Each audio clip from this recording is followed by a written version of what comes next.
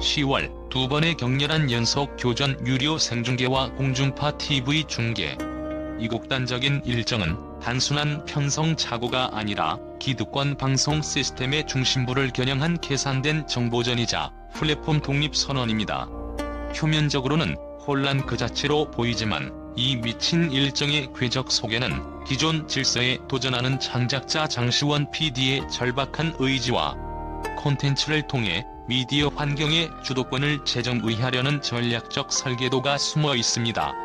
우리는 이 사태를 단순한 예능 프로그램의 저작권 분쟁이 아닌 새로운 미디어 생존 모델과 폐쇄적 권력구조 간의 전면전으로 규정하고 분석해야 합니다. JTBC의 집요한 공격은 단순한 콘텐츠 보호를 넘어선 새로운 질서에 대한 방어 기동이었습니다. 이는 자신들의 허가 없이 성장한 콘텐츠에 대한 기득권의 본능적인 배제 전략이었습니다. 유튜브 저작권 공격, 방송 금지 가처분 신청 등 노골적인 압박은 지상파나 종편 플랫폼 없이도 압도적인 파급력을 만들어내는 독립 미디어 실험 그 자체를 무너뜨리려는 시도였습니다. 미디어 전문가 분석에 따르면 JTBC가 진정으로 두려워했던 것은 그들의 콘텐츠를 뛰어넘는 시청률이 아니라 플랫폼에 종속되지 않는 팬덤 중심의 생태계가 기존 방송 권력의 독점 구조를 해체하는 시발점이 될 수 있다는 미래 위협이었습니다. JTBC의 저작권 기반 공격은 불꽃 야구의 디지털 아카이브를 마비시키려는 정보전 성격을 띠었습니다.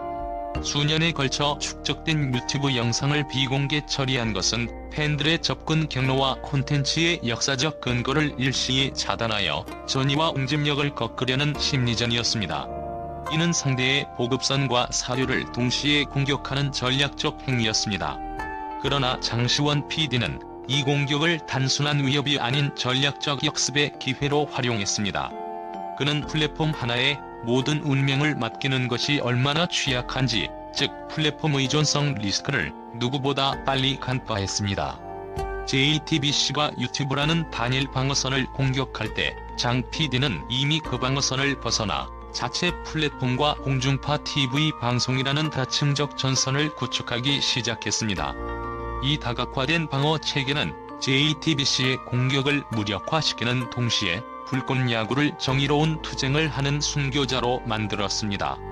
이는 팬들의 신뢰와 연대를 결집시키는 역설적인 촉매가 되었으며 우리는 플랫폼을 소비하는 것이 아니라 콘텐츠에 투자한다는 새로운 팬덤 철학을 공고히 했습니다. JTBC는 콘텐츠를 파괴하려 했지만 결과적으로 불꽃 야구의 생존력을 극한까지 끌어올리고 미디어 주권을 스스로 획득하도록 훈련을 시켜준 셈입니다. 10월에 미친 일정, 즉 12일의 유료 생중계와 19일의 TV 중계는 명확히 분리된 두 개의 목표를 가진 전략적 이중작전입니다.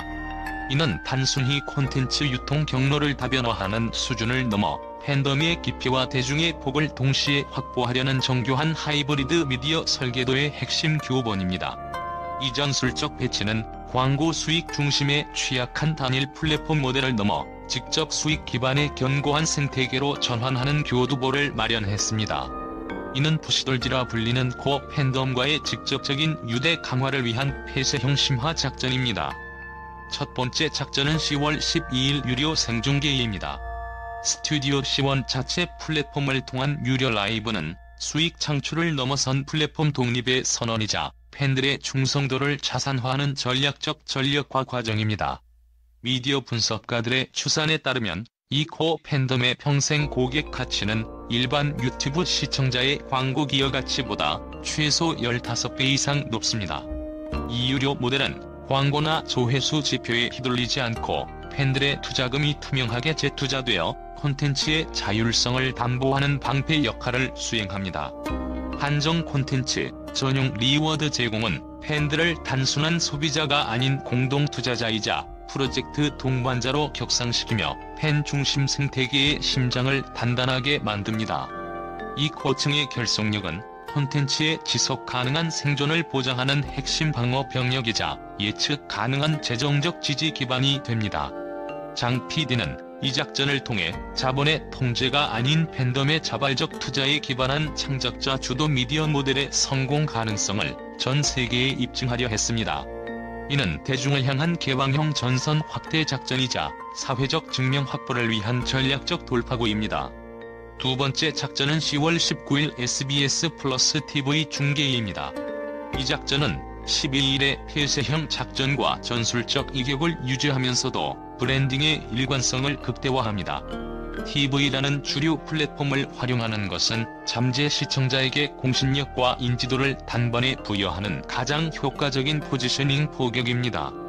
리모컨을 돌리다가 우연히 만나는 시청자들, 유튜브에 익숙하지 않은 중장년층까지 흡수하여 접근 장벽을 파괴하고 팬덤의 외연을 넓힙니다. 광고 시장 관계자들은 TV라는 메이저 채널을 등에 업은 콘텐츠가 확보하는 신뢰도 포인트가 향후 대기업 스폰서십 유치 및 협상에서 20% 이상의 우위를 점하게 한다고 분석합니다. TV 중계는 마중물로서의 역할을 하며 여기서 유입된 시청자들은 이후 유튜브 하이라이트를 찾고 더 나아가 10월 12일과 같은 유료 라이브 결제로 이어지는 플랫폼 순환 구조를 완성하게 됩니다.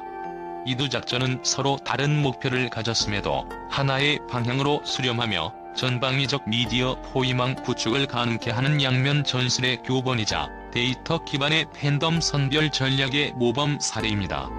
이로써 불꽃야구는 온라인발 콘텐츠의 오프라인 주류 시장 침투라는 미디어 역사상 중요한 교두보를 확보한 것입니다. 일각에서 제기되는 유료화는 상업화이며 팬들을 향한 장벽이라는 비판은 이 전략의 본질적인 경제적 논리를 간과한 것입니다. 장시원 PD가 택한 유료 중계는 통제를 위한 수단이 아닌 자율과 독립을 위한 투자 유치입니다. 무료 콘텐츠는 쉽게 접근할 수 있지만 제작진의 의도가 아닌 외부 광고주나 플랫폼 정책에 의해 쉽게 좌우될 수 있는 간접 통제 리스크를 내포합니다.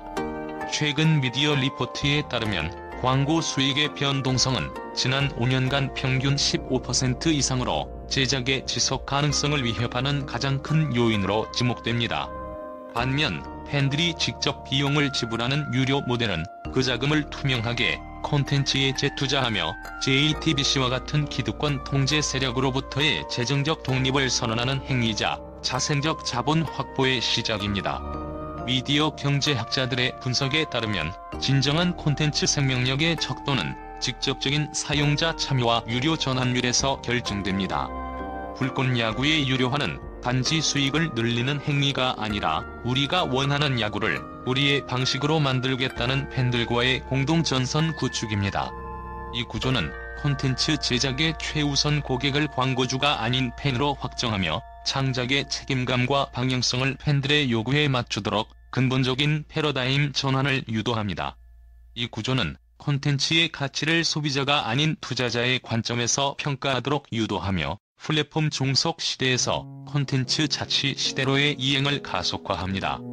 유료 콘텐츠는 단순히 시청자를 걸러내는 장벽이 아니라 고품질 콘텐츠 경험을 공유하고 직접 투자하는 주체를 선별하는 프리미엄 초대장 역할을 수행합니다. 특히 10월 12일 고척돔 유료 중계가 성공적으로 안착할 경우 이는 독립 크리에이터 IP의 지속 가능한 수익 모델을 제시하는 업계 표준으로 자리매김할 가능성이 높습니다. 이 모델은 제작의 자율성을 극대화하고 팬들과의 경제적 연대를 통해 콘텐츠 주권을 확보하는 핵심 수단이 되며 광고 시장의 변동성에 취약한 기존 미디어 구조에 대한 가장 강력한 대안을 제시합니다. 유료화는 단계적인 수익 확보를 넘어 장기적인 창작 생태계의 안정성을 확보하기 위한 전략적 투자 결정인 것입니다. JTBC의 끊임없는 외부 압력 시도는 결국 무력화될 수밖에 없었습니다. 그들의 무기였던 유튜브 통제는 불꽃야구가 플랫폼 초월 콘텐츠로 진화하면서 그 효력을 완전히 상실했습니다. 이 실패의 원인은 JTBC가 콘텐츠가 아닌 채널을 공격하는 근시안적 전략을 취했기 때문입니다. JTBC는 유튜브 채널 하나만 파괴하면 불꽃야구가 붕괴할 것이라고 판단했으나 PD 장시원은 이미 플랜 B를 넘어선 플랜 C를 준비했습니다. 유튜브에서 내려가도 스튜디오 C1 홈페이지에서 다시 보기 가능, 라이브가 막혀도 자체 스트리밍 시스템으로 중계 가능, 특정 방송사를 막아도 다른 방송사와 협력하여 더 큰 확장성을 확보했습니다. 이러한 대한 경로의 다중화 전략 앞에서 JTBC의 저작권 공격은 도달 불가능한 목표를 향한 허망한 공세가 되었습니다. 오히려 공격을 받은 이후 SNS 언급량과 팬덤의 결속력이 30% 이상 급증했다는 데이터 분석 결과는 JTBC의 시도가 역설적인 홍보 효과를 낳았음을 입증합니다. 결국 JTBC의 공격은 팬들에게 우리는 플랫폼을 소비하는가 아니면 콘텐츠에 투자하는가? 라는 근본적인 질문을 던지게 만들었고, 대다수의 팬들은 플랫폼이 아닌 불꽃야구 자체를 선택함으로써 기득권의 통제 시도를 좌절시켰습니다. 이는 미디어 시장의 주도권이 더 이상 폐쇄적인 방송 권력이 아닌 창작자와 팬덤의 연대로 이동했음을 보여주는 결정적인 교전 사례로 기록될 것입니다. JTBC의 무력화는 디지털 시대의 콘텐츠 생존 모델이 유통 채널의 독점이 아닌 콘텐츠 자체의 매력과 팬과의 직접적인 관계에 달려있음을 명확히 보여줍니다. 10일 유료, 19일 TV, 유튜브는 보조 채널이라는 미친 일정의 최종 의미는 기존 질서에 도전한 판을 바꾼 자의 선언입니다. 이 선언은 다음과 같이 요약되며 새로운 미디어 시대의 핵심 교리가 될 것입니다. 플랫폼 경기의 파괴와 IP 주권 확보. 불꽃야구는 특정 플랫폼에 갇히지 않고 콘텐츠의 가치를 중심에 두어 독자적인 유통 경로를 설계했습니다. 이는 기존 미디어가 유통 채널에 종속되던 관습을 완벽하게 탈피한 것입니다. 관계 중심의 생태계 구축. 유료 중계는 연대라는 철학을 통해 팬들과의 관계를 단순한 소비를 넘어 공동의 목표로 승화시켰습니다. 콘텐츠의 생명줄은 유통 경로의 효율성이 아니라 창작자와 팬덤 간의 관계의 깊이에 있음을 입증했습니다. 다중적 주도권 확보를 통한 미래 통제. JTBC의 공격에 굴복하는 대신 오히려 자체 플랫폼과 TV 협력이라는 양극단의 카드를 동시에 사용하며 미디어 시장에서의 주도권을 스스로 확보했습니다. 이제 콘텐츠의 운명은 외부 플랫폼의 정책이 아닌 불꽃야구 제작진과 팬들의 결정에 달려 있습니다. 이 하이브리드 전략은 단순한 프로그램 성공을 넘어 채널이 아닌 콘텐츠가 중심인 시대, 그리고 플랫폼에 구걸하지 않고 스스로 판을 짜는 시대로의 이행을 상징합니다. 불꽃야구는 이 새로운 미디어 생존 모델의 가장 빠른 도달자이자 성공적인 선례를 만들어냈습니다. 왜냐하면 그들의 무게는 더 이상 도달할 수 없는 곳을 향하고 있기 때문입니다. JTBC가 공격을 멈추지 않아도 상관없습니다. 이제 불꽃야구는 새로운 게임의 주인공이 되었으며 이 교전의 승리는 이미 확정된 것으로 분석됩니다.